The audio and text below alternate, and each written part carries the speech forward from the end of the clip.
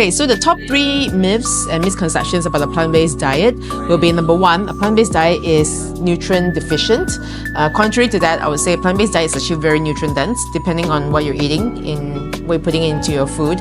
So for example, obviously if you're eating a lot of fast foods, a lot of like processed foods, it would definitely be nutrient deficient. But if you pick from a whole variety of fruits and vegetables out there, it's actually very nutrient dense. So like in addition to like serving as a wonderful source of disease-fighting antioxidant and fiber, plant-based foods is also a healthy source of protein and calcium. I would say the 3 main micronutrients that you probably need to be more aware of missing in a plant-based diet, which is really helpful in aiding muscle growth and recovery, would be vitamin B12, iron, and also vitamin D. So these 3 micronutrients will be something that you may have to be more aware of in taking in your diet, or the best way is to supplement them as well. Second myth would be it's actually impossible to get enough protein. I get this a lot. I have been plant-based for 15 years now.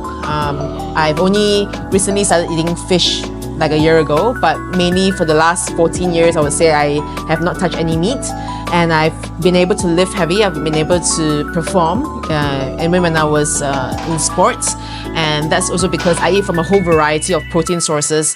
There's soybeans, there's legumes, there's there's whole grains. There is obviously I eat eggs still, so eggs would be a good one.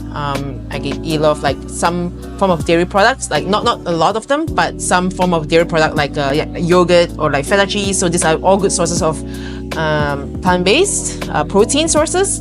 So yeah, it really depends on the variety that you're eating as well. So I would say that I would say it's complicated, or rather it's more difficult to get enough protein rather than eating meat, but it's possible for sure if you have dived deep into research on what you can eat and what you can incorporate into your overall nutrition.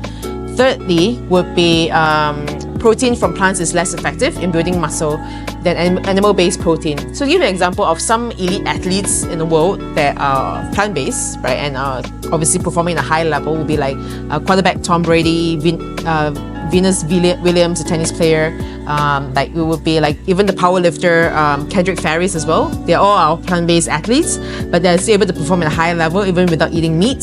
So there are research studies that say that compare people who supplement with like soy protein or vegan protein and animal protein. So in this study, both of these groups of people, there's actually no difference in terms of muscle growth and also and recovery as well.